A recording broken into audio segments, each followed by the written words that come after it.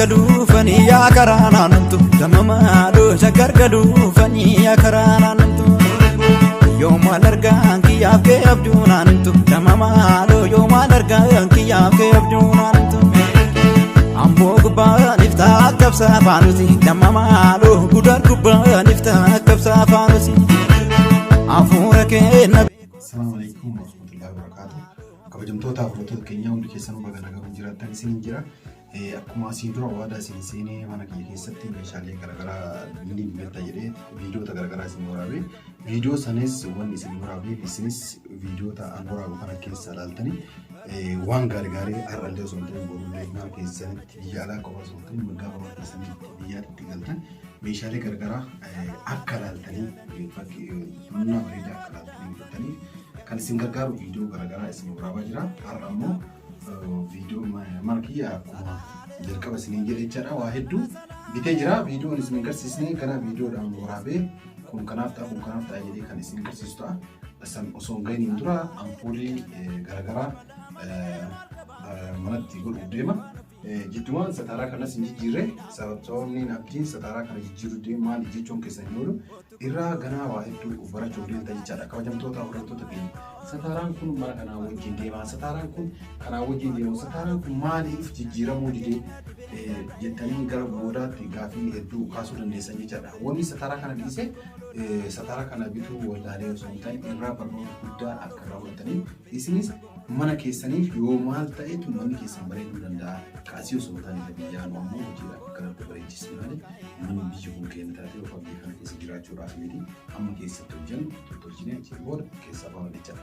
Kanaaf laambaan asitti hojjennu hammam iddoo tana bareechisuu dandeessi laata kan jedhuuf yookaan baroota biraa laallee irraa akkataatti jalatti tolchuu danda'an laallee osoo hin ta'in ofuma kiyyaa maaf diizaayina godhee laallee iddoo tana ampuulii tanichaadha. Kabajamtoota hordoftoota keenya iddoo kanatti agarsiisa kaamerameen agarsiisa harkaan qabadhu cabuu deema siminti. Kabajamtoota hordoftoota keenya iddoo kana ture.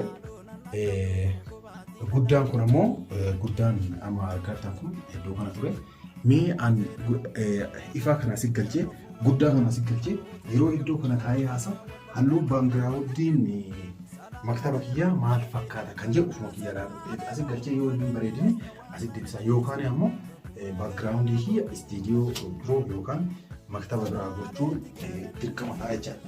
Kanaaf waa hunda ofii dura yaaluun gaariidha.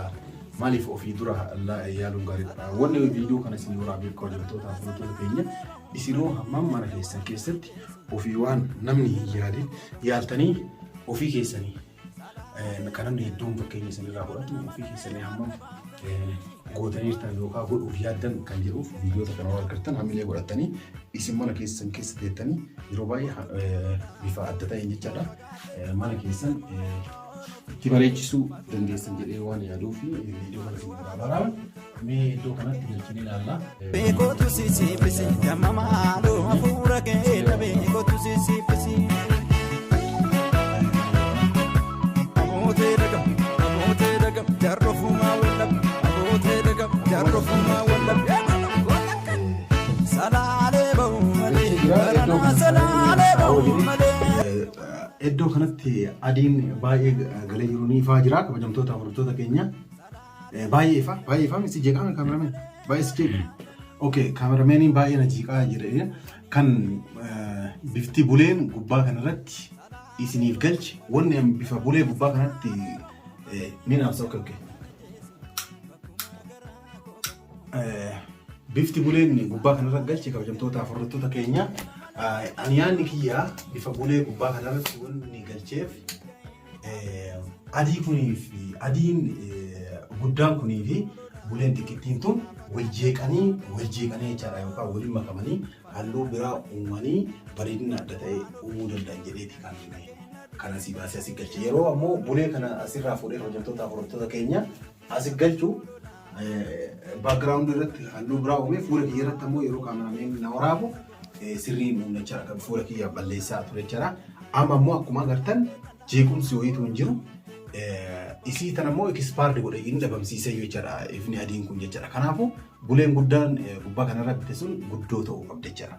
Waan akkanaa kana wanni isinii waraabnuuf kabajamtootaa furdottoota keenya wanta ofii yaaltan tokko hammam anama dhugama dubbachuudhaaf taa'ee yeroo yaadu halluu buleen kunii fi adiin kun walii yoo dhufe wal jeeqee halluu bareedduu wayii halluu addaa takka uumuu danda'a kan jedhu garuu isa hin uumamne jechuudha.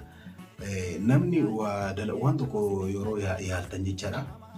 Yeroo tokko waan tokko yeroo yaaltan kabajamtootaa furdottoota keenya barnoota irraa fudhatan wanni sun ta'ee ta'uudha baate barnoota irraa fudhatan wanni barnoota irraa fudhatan fakkeenyaaf namni daandii dura waan tokko itti yaalee itti siis ta'uu dide dhiistee kabiraatti deemta waan ta'eef jechaadha barnoota irraa fudhachuu danda'a jechaadha. Kanaaf ani wanti an har'a isinii bareechisa jedhee yaade anaaf naan mijoollee isinis karaa biraatii ilaaluu dandeessanii anis xiqqoo ture waan kana itti yaadee halluu naannoo kana jijjiiruudhaaf ni yaada jechaadha. Ani dura haaluma salphatti akkamitti haaluma salphatti jijjiiruudhaaf kana godhee jechaadha kabajamtootaa furdottoota keenya. Naan taane ammoo wanti waan akkanaa isin garsiisu isinis waan akkanaa kana ilaaltanii mana keessanii ampuulii yookaan laampaa akkamiititu baakgiraawundii jijjiirannee baakgiraawundii keenya kan haala salphaan osoo hojii guddaa hin heddummeessin haala salphaan baakgiraawundii kana jijjiiree fuula keenya osoo hin balleessin jechaadha godhuu danda'a. Kan jedhu jechaadha. Isinis akkuma yaalee naa ta'u har'a naa ta'u hundi kanatti yaaltanii yoo isinii ta'uu didee boru kan biraa yaaltan jechaadha. Anis boru kan biraa yaalee kan isinitti agarsiisu ta'a jechaadha. Kabajamtootaa furdottoota keenya kana biraa kana qofa miti waa'ee mana kiyyaa namoonni hedduun na gaafataa jirtanii abdii viidiyoo hedduu kan saxaraan mul'istee jirtaa kan majlisaa nutti mul'istee jirtaa kan algaan mul'istee jirtaa si'ii bittuun argine si'ii manatti galchituun argine meetii naan jettanii waan jirtanii jechaadha. Isas bifa sapiraayiziitiin halluu ofii jaalate akka isinis ni jaalatan jedhee abdii guddaa qabu. Kan mana keessaniif waan akkanaa osoo hojjettanii gaariidha jedheeti isinitti agarsiisuudhaaf inshaallah yeroo muraasaan booda isin agarsiisa abdii guddaa qaba. Kana fakkaataa warri viidiyoo keenya jaalattan laayik godhaa yaada keessan karaa koomentii nu barreessa. Viidiyoo xiqqoo isinii waraabne kana keessa waa hedduu akka baratan abdii guddaa qaba.